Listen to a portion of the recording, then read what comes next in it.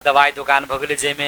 लागू औषध किस्म के जैसे मान लो औषधि सब राखल है आ वही से जैसे बच्चा सब चोरा नुका के बिक्री करे या लोग सब बच्चा सब या सीनियर आदमी सब जैसे लऽ के ओकरा प्रयोग करे सेवन करे। चौरी सब में देखबै छुट्टे जे ठाउँ सब तेहन ठाउँ सब में चाहे कोनो एगो कॉमन स्पेस उ सब क्रिएट कर लेने रहे ठाउँ प्लेस सब ते ठाउँ में जाकर रेगुलर टाइमिंग बना के उ सब जैसे ओहि ढंग के वो चीज में लागल रहे चोरा नुका के लगे। हमर बच्चा कहाँ की कर रहा है जे टाइम वो पढ़ाई में दे से पढ़ाई में दे अगर बाकी काम कहाँ सदुपयोग कर रहा है चाहे दुरुपयोग कर रहा है वो निगरानी सबसे पहले अपना हिसाब से गार्जियन के प्राइमरी प्राथमिक रूप से ओकरे देखे के पड़ते। दर्शकवृंद नमस्कार, अपने संपूर्ण गोटे के हार्दिक स्वागत कर चाहब। हम मुकेश कुमार ठाकुर कार्यक्रम लागू औषध विरुद्ध में रेडियो कार्यक्रम में ये कार्यक्रम हम सब समाज विद्यालय आ जनप्रतिनिधि संगे हम सब विशेषतः बात करी छलिए। पिछला समय समाज मात्रे नहीं राष्ट्रीय लागू औषध से परेशान है आ संघ सरकार प्रदेश सरकार स्थानीय सरकार सेहो लागू औषध नियंत्रण के लिए विभिन्न तरह की योजना सब बना रहा है। ये कार्यक्रम हमरा सबके धनुषा धाम नगर पालिका के प्रमुख प्रशासकीय अधिकृत संजीत कुमार दास जी के जे कंसेप्ट रहे जे एकरा केना का नियंत्रण कैल जा सके आ नगर प्रमुख जी के विशेष चासो आ चिंता के विषय रहे। आज हम सब कार्यक्रम लागू औषध विरुद्ध में रेडियो कार्यक्रम के लगभग अंतिम एपिसोड में छी। हमरा सबके बीच में अतिथि के रूप में छथि धनुषा धाम नगर पालिका के प्रमुख प्रशासकीय अधिकृत संजीत कुमार दास जी। सबसे पहले इनका स्वागत करना चाहबे। स्वागत है सर। जी धन्यवाद। की हाल खबर सर? एकदम ठीक है, चल रहा। जना अन्य साल अथवा विभिन्न पालिका सब अन्य विषय सब पर चासो दैत रहे, एहि बेर अपने केना सोचली कि युवा सबके विद्यार्थी सबके लागू औषध के विरुद्ध में एकटा चेतना के अभियान जैसे शुरू करऽ पड़ते, ई कंसेप्ट अपने केना क्रिएट? देखियो एहि क्षेत्र में मात्रे नहीं, हालांकि मधेश एरिया में अहाँ के प्राय ठाव में अभी के जे युवा पीढ़ी सब है खास कर के कहबे तो पूर्ण युवा नहीं भेल नाबालिगे कह पड़े तो होते आगे लगभग किशोर किशोरी के उम्र में 12-13 वर्ष की उम्र से आगे ये कुलत में एकदम अत्यधिक रूप से जैसे सब फसल जा रहा है। जेकर उदाहरण अहाँ के टोल टोल में जाकर देखियो, अहाँ के जैसे एकदम छोट छोट बच्चा सब जे है वो सब अहाँ कहीं न कहीं कोनो कुलत में फसल है। एक सबसे जड़ अहाँ के की है तो अभी के बानी बेहोरा सब कुछ जैसे ये सोशल मीडिया सब के जो असर इससे कुछ गार्जियनों सब के गलती के कारण से ओकरा जैसे छोड़ दिलक अपना हिसाब से चल दिलक सो बात है। कुछ जैसे यहाँ के नियंत्रण नहीं कैलक। दोसर में सब जे हम सब देखलिए और क्षेत्र में अधिकांश जैसे यहाँ के ऊपर बेल्ट में देखते हो लोअर बेल्ट में देखते हो कंडीशन यहाँ के लगभग वो नहीं, लेकिन अपर बेल्ट में कुछ बेसी है, लोअर बेल्ट में कुछ कम है। तो तै लेके हम जते दिन से रहे ते हिसाब से अनुभव कैलिए हमरा बुझाय नहीं यही कार्य यही विषय में एक बेरी फोकस भ क अहाँ के स्कूल के बाल बालिका सब जोड़े से हो और अगर सरकार वाला सब पक्ष है सब जोड़े से हो ये विषय में कुछ कैल जाए, कुछ अभियान रूप से कुछ कार्यक्रम संचालन कैल जाए। ते तहत में हम सब प्लान करके तीनटा महत्वपूर्ण विषय के सर अपने उठान के लिए एकटा तो ई सामाजिक संजाल अथवा इंटरटेनमेंट के नाम पर सेहो लागू औषध के नजदीक में बाल बालिका सब किशोर किशोरी सब जैसे आके धीरे धीरे वो सब प्रयोग कर लगी।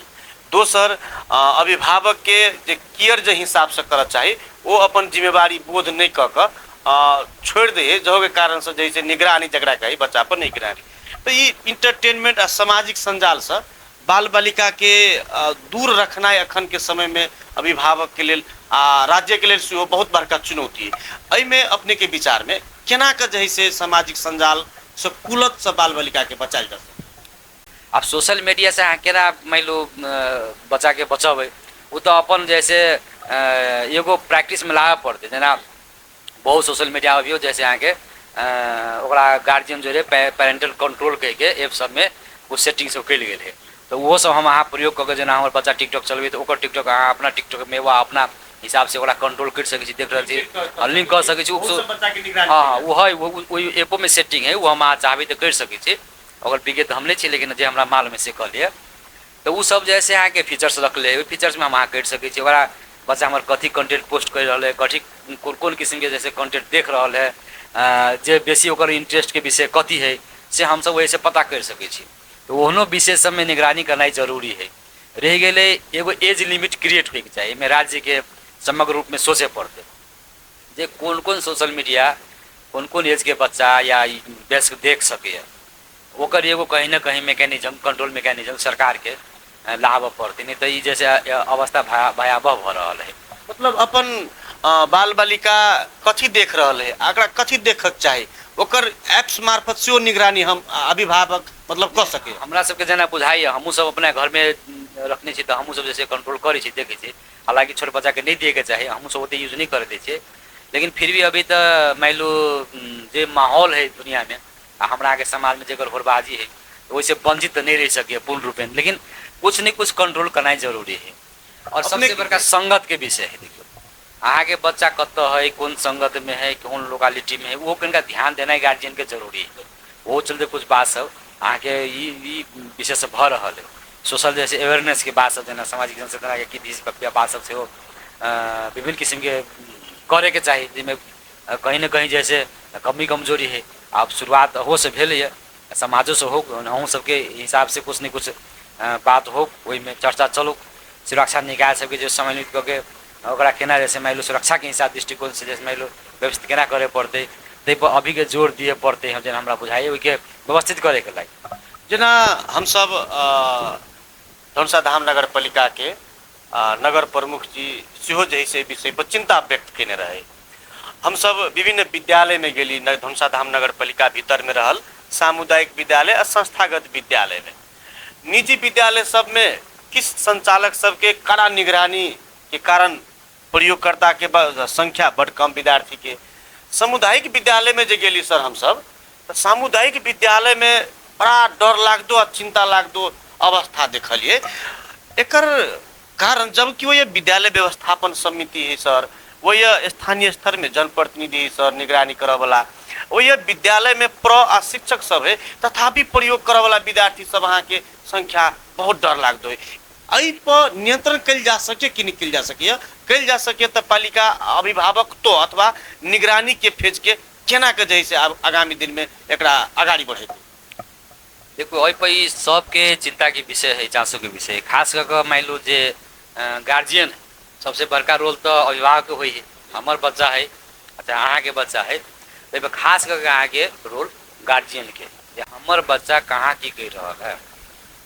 जे टाइम वो पढ़ाई में दे से पढ़ाई में दे, अगर बाकी काम कहाँ सदुपयोग कर रहा है चाहे दुरुपयोग कर रहा है, वो निगरानी सबसे पहले अपना हिसाब से गार्जियन के प्राथमिक रूप से ओकरे देखे के पड़ते। तकर बाद अहाँ के जना अभी मान लो कथी कहै छै सुरक्षा निकाय सब है, कोनो ठाउँ में आगे ग्रुप जैसे सेहो लागल रहे, एगो सिंगल बच्चा कुलत में न है। चौरी सब में देखबे छुट्टे जे ठाउँ सब है, तेहन ठाउँ सब में चाहे कोनो एगो कॉमन स्पेस सब क्रिएट कर लेने रहे ठाउँ प्लेस सब, ते ठाउँ में जाकर रेगुलर टाइमिंग बना के सब जैसे वही ढंग के वो चीज में लागल रहे, चोरा नुका के लगे। तो वही के लागे कनी सुरक्षा निकाय सबके सेहो निगरानी कनिका बढ़ावे पड़ते चीज पर। अपरा एहन प्रयोग करे वाला सबके संख्या अपने के गांव के अगल बगल में एकांत ठाउँ सब खोजल। हमरा के लोकल में कहल जाए तो जेना गाछी सब भ गेल, तेहने जैसे खेलकूद के मैदान सब जैसे रहे छै ओपन स्पेस टाइप के तेहन भ गेल, कोनो गाछ में गोहिया सब रहे छै, ई पोरा के टाल सब दिसन एहन एहन एरिया सब जैसे अहाँ के प्राय वो सब प्रयोग करी। तो ओहन एरिया में छापामार शैली में कुछ जैसे एकरा सबके निगरानी करे लागी करे पड़ते, गार्जियन सम्मिलित एगो संयुक्त जैसे टोली अभियान के रूप में संचालन करे, आ कुछ जैसे निगरानी है कुल पकड़ के धरे राखे, कुछ दिन ओकरा जैसे मान लो काउंसलिंग से फिर ओकरा सजाए नहीं दे के ओकरा काउंसलिंग से पॉजिटिव काउंसलिंग करे पड़ती कि, तो वो चीज से सेहो भ सके। तकर बाद सामाजिक रूप से वही के जे युवा वर्ग सब है, चाहे युवा क्लब सब होते, सामाजिक संस्था सब होते, ओकरा सब जैसे मान लो कोलैबोरेट क के नगर पालिको के एहि ढंग से एक्शन में जाई पड़ते, आ एकरा एगो अभियान के रूप से ल जाकर एहि क्षेत्र में जे बाल बालिका सब कुलत में है, तो ओकरा वही ठाउँ सबके जे बेसी कोई है वो ठाउँ पहचान करे पड़ते, वही ठाउँ में जाकर अहाँ के कम्युनिटी सब में सेहो जाकर स्कूल में जाकर जे अभी अहाँ कार्यक्रम संचालन के लिए एहन किस्म के सेहो कार्यक्रम संचालन करे पड़ते। एकर फायदा बच्चा सबके मान लो काउंसलिंग करे के, जो पॉजिटिव काउंसलिंग करे के मान लो ये करब तो यही ढंग से असर पड़ते, काल नहीं करब तो एहि ढंग से हमर जैसे विकास होइत एहन किसिम पॉजिटिव काउंसलिंग सेहो एगो सोशल अवेयरनेस के पार्ट भ सकैए। तेहने अहाँके जेना शिक्षक सब छथिन, प्रह सब छथिन, तो उनका सबके जैसे अपन स्कूल के क्षेत्र भीतर में पढ़ाई के दौरान निगरानी करे पड़े, कौन बच्चा कहाँ कथी कर रहा है, कुलत में तो नहीं है, कुलत प्रयोग तो स्कूल के भीतर में क्लासे के टाइम में जो नहीं कर रहा है, तेन विषय सब निगरानी करे पड़ते। निगरानी क गार्जियन के बुला कर सामने में ओकरा काउंसलिंग करे पड़ते। हिसाब से ये तीनटा जना हमरा सबके जे है से सुझाव आयल सर, आ तीनटा जे है से महत्वपूर्ण हम सब बात देखलिए। पहले के समय में सामुदायिक विद्यालय सब में अतिरिक्त क्रियाकलाप सब पर्याप्त मात्रा में होइ छलै। दोसर दिस पहले अहाँ के विद्यालय से गेला के बाद में खाना उना खा के बच्चा खेल कूद में बेसी लगे छलै। अखन वो दूगो चीज पर जे है से बहुत न्यून मात्रा में अपने धनुषाधाम नगर पालिका के जते भी कार्यालय सबके संस्था सबके कर्मचारी सब ओकर सबके प्रमुख छिए, तो कैला कि एक एहन निर्देशन विद्यालय में है कि अहाँ के प्रत्येक शुक्र के अनिवार्य अतिरिक्त क्रियाकलाप कराबी पड़त। एक निर्देशन जाए जैमे पाई कोनो खर्च नहीं लगे सर, है कि नहीं? अहू में विद्यार्थी सब अहाँ के उत्कृष्ट होते, प्रथम हेतै, काल अपना विद्यालय में उत्कृष्ट हेतै, अंतर विद्यालय में उत्कृष्ट होते। ऐसे एगो विद्यार्थी दोसर विद्यार्थी पर प्रतिस्पर्धात्मक एक इच्छा जागे। निर्देशन दे के पीछे नहीं पहले ये तो ऑलरेडी अहाँ के शिक्षा क्षेत्र में जे सब काम करी छथिन, जेना शिक्षक भेलै, प्रह भेलै, उनका सबके ऑलरेडी मालूम है कि एक्स्ट्रा एक्टिविटी कराबी पड़ती अनिवार्य रूप से, लेकिन ध्यान नहीं दे रहा। अब रह गए अइया से निर्देशन देना है तो वो चीज़ तो हम सब करबे, पक्के करबे। अब जना अभी अहाँ ई कार्यक्रम संचालन के लिए विभिन्न स्कूल में गेलिए, अहाँ जनप्रतिनिधि से भेटली, चाहे समाज में जाके टोल टोल में जो देखली वीडियो अहाँ के है ना, जे जाके अहाँ जागरूकता के हिसाब से कुछ बात सब जैसे छलफल के लिए, तो एहने किस्म से जो बात सब अब आते ना, तो वही बात के हम सब नगर पालिका के टीम में खास कर अपन जे जनप्रतिनिधि सब छथिन, मेयर वार्ड सब, तेहने शिक्षा शाखा सब है, संबंधित जुड़ल शाखा सब जोड़े एगो बृहद छलफल क आ जे चीज़ बढ़िया होती, जना अहाँ कहले जे प्रह सबके चाहे विद्यालय में निर्देशन दिए के एक्स्ट्रा एक्टिविटी में ओकरा सबके जैसे टाइम इंगेज करावे के, वास्तव में समय इंगेज रहते तो वो वही दिशा नहीं जाते। तो आ दोसर बात एक सबके जे मान लो एक्स्ट्रा करिकुलम करते अपन करियर डेवलपमेंट है ना, शारीरिक मानसिक सब डेवलपमेंट में सहयोग पुगते, तो ओहन किस्म के काम के लगी हम सब पक्के एगो जैसे छलफल बैठक रख के एगो टुंगो लगा कर कौन कौन सेक्टर में कथी कथी करे के है, ते हिसाब से एगो अभियान के रूप में संचालन करे के प्रति से हमर एकदम दृढ़ता। पिछला समय सर जो है से ओना पालिका में खेलकूद में अन्य शीर्षक सब में बहुत काज भ रहा है। पालिका धनुषाधाम नगर पालिका अखन अपन हरेक क्षेत्र में गति तीव्र गति से बढ़ा देने जना हम सब देखे छी। मुदा तथापि जे पालिका भीतर में जे युवा क्लब है अथवा अहाँ के सामुदायिक संस्था सब है, बैंक तथा वित्तीय संस्था सब है, ये सब सामाजिक उत्तरदायित्व जे एकरा सबके अहाँ के एकटा जिम्मेवारी है, वो जिम्मेवारी से कतौ न कतौ वो संस्था सब सेहो पाछू हट रहे। सारा चीज कहे से पालिका करते, अहाँ के बैंक तथा वित्तीय संस्था सबके सामुदायिक उत्तरदायित्व काम अंतर्गत सामाजिक सेवा में काम सब कर पड़े, वो सब काज नहीं कर रहे। क्लब सब अहाँ के निष्क्रिय भ रहे, एकरा सबके चलायमान बनाबी आ एहि क्षेत्र में ओकरो सबके जे है से हाथों मालो कराबी, एहन प्रयास सब अगर कर के प्रयास अगर कल जाए, ई संभव है कि नहीं सर? एकदम संभव है कि अहाँ के जते भी प्राइवेट सेक्टर है कंपनी सब खास क जे अहाँ वित्तीय संस्था सब बैंक सब कहलिए ओकरो सबके,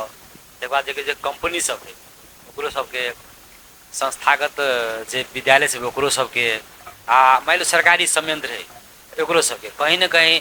जे भी रिस्पॉन्सिबिलिटी है, जे भी काम है, वही अंतर्गत एगो सबसे बड़का काम ये जो है कम्युनिटी सोशल रिस्पॉन्सिबिलिटी के काम रहे है, वही अंतर्गत आराम से कर सके।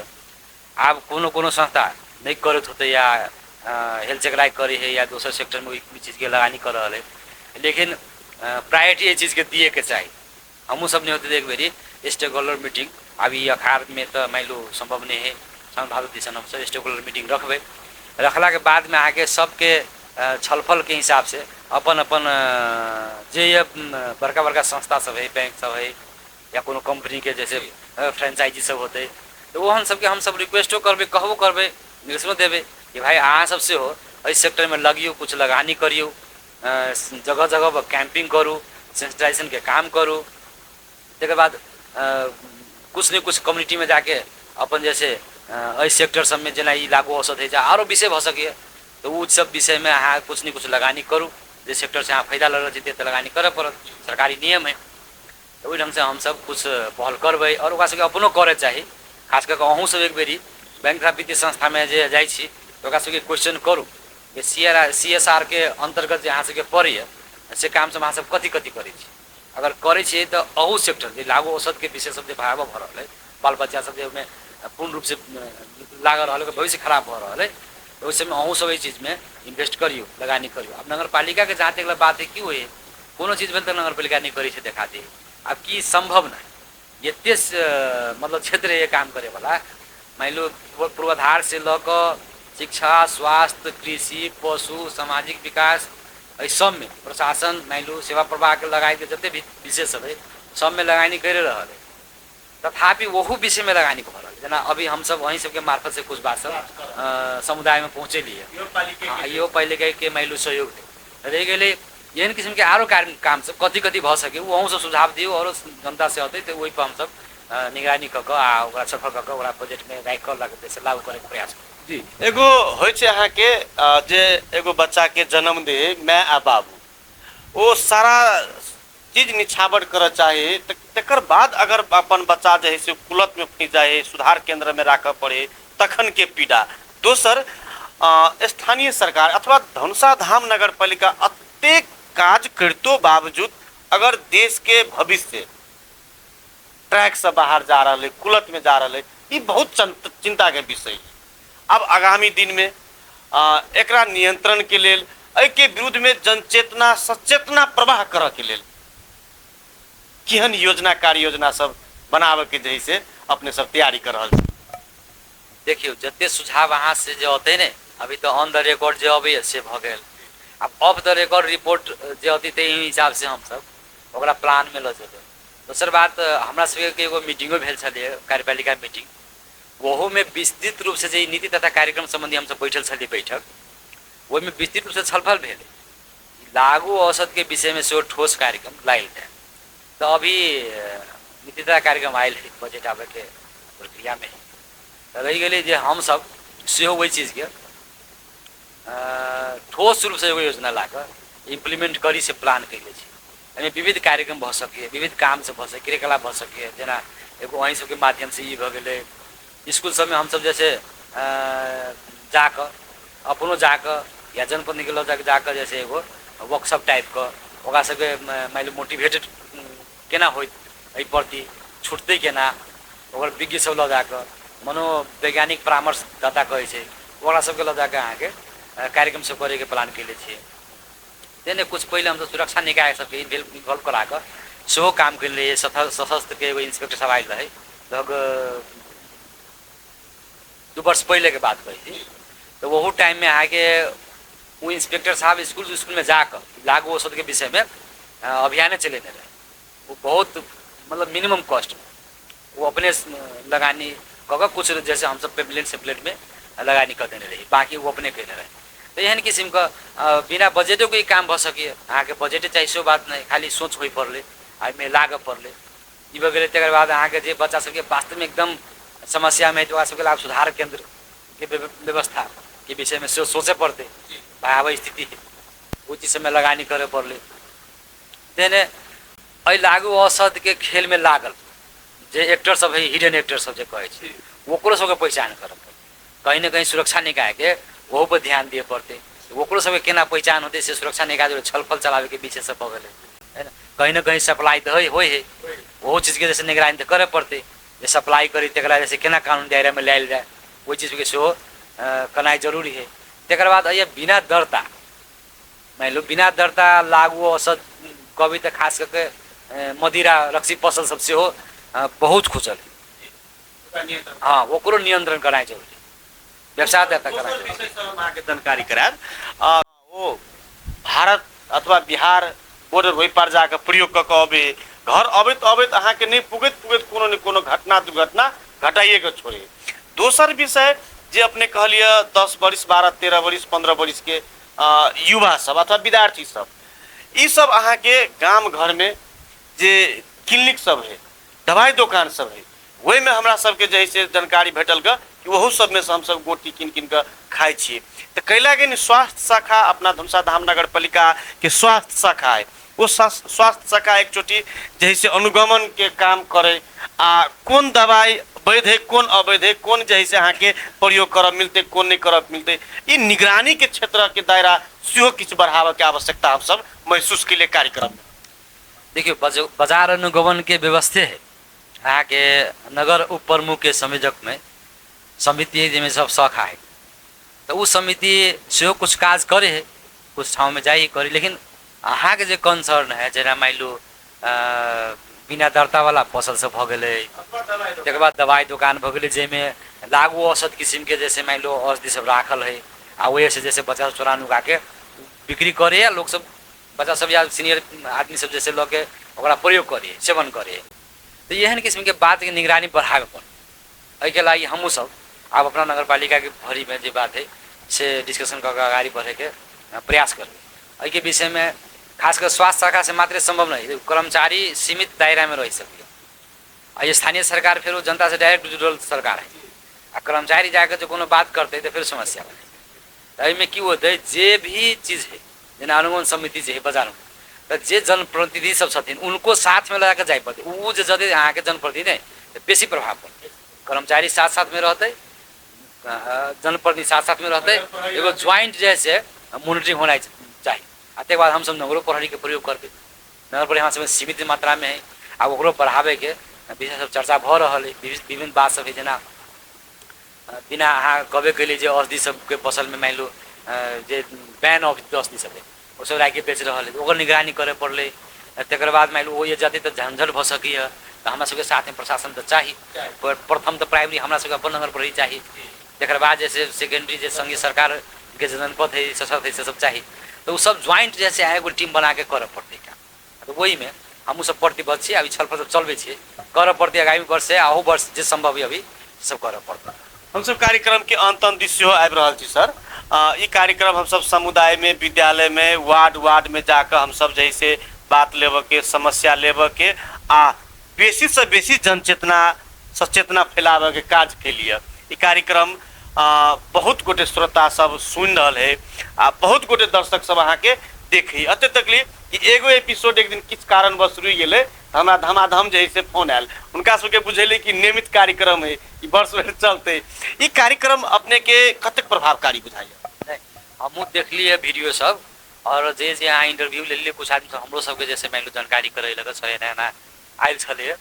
से बढ़िया विषय है एक जैसे वास्तव में कभी तो ये चीज सबके आगामी वर्ष में कंटिन्यू रखे पड़ते तो हमहूँ सब ओहि विषय में सोच रहा छी जैसे कंटिन्यू रखे वाला विषय है रह गई नगर पालिका के तो बुझल है बात जे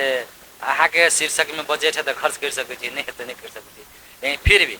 हम सब कुछ न कुछ जैसे करब आई विषय में कर ही पड़ते नहीं करके बने वाला स्थिति नहीं करा तो हमारा सबके भावी पुछता कहे के मतलब जे अभी जे ग्रुप वही में लागल है से आ वह जे बिगड़ जाते तो देश समाज कहाँ रह लगे में लगानी करे पड़ती नगर पालिका के वही में लगानी करते प्रतिबद्ध छी हम सब हमरा वही हमारे सबके जनप्रतिनिधि से हो जे सोचे छथिन उन सब उनको सबके प्रतिबद्धता है एहन किस्म कार्यक्रम चले तो एकदम आगे धन्यवादो दिए चाहे छी जे कम्युनिटी में जा के मान लो स्कूल में जा के बात सब कैलिए लाइव कैलिए तकर बाद हम सब तो रेडियो के मात्रे करने छे लेकिन लाइवो वीडियो कैलिए अहाँ सब वो अहाँ सबके टोली के होंगे और समग्र अपने सबके अहाँ सबके रेडियो के टीम सबके धन्यवाद है। और दोसर बात की है पैसे अति तो ये काम करबे से बात नहीं अहूँ सबके की सोचे पड़ते जे अहूँ सबके एगो कंपनी है अहूँ के सबके CSR के पॉलिसी जे है से है तो वही अंतर्गत कहीं न कहीं अहूँ सब कुछ काम करियो जेना न्यूज कवर करे जाइ छी हुआ या विकास निर्माण के बात सबको तो कवर करे जाइ छी या गुनासो कवर करे जाइ छी तो वही टाइम में अगर टाइम मिले तो वही एरिया में मान लो समुदाय सब तो वो विषय में आ सब समग्र में चीज सबके छलफल चलाओ से हमार विशेष अनुरोध समय दिलिए एतेक व्यस्तता के बावजूद जाय के लेल अपने के विशेष धन्यवाद है सर। धन्यवाद। आदरणीय श्रोता, अपने सब सुन रहल छी रेडियो धनुष 99.7 मेगा हर्ज पर कार्यक्रम लागू औषध विरुद्ध में रेडियो कार्यक्रम। ई कार्यक्रम ग्रेटर मधेश मीडिया प्रणाली के समन्वय में आ धनुषा धाम नगर पालिका के सहकार्य में हम सब तैयार कर रेडियो धनुष सब प्रसारण करे छी। कार्यक्रम अपने सब सुने छी हमरा सबके जे भोर 7 बजे से 7:30 बजे धरि आ रात के पुनः प्रसारण 8 बजे से 8:30 बजे धरि। अपने संपूर्ण श्रोता के धन्यवाद देव। टेक्निकली सपोर्ट के निहार मित्र नागेंद्र जी की सेहो विशेष धन्यवाद देव। हम कार्यक्रम प्रस्तुता मुकेश कुमार ठाकुर अपने संपूर्ण गोटे से अहिठाम विदा लेब। अहिना अपने सब सुनित रही रेडियो धनुष 99.7 मेगा हर्ज। नमस्कार, धन्यवाद।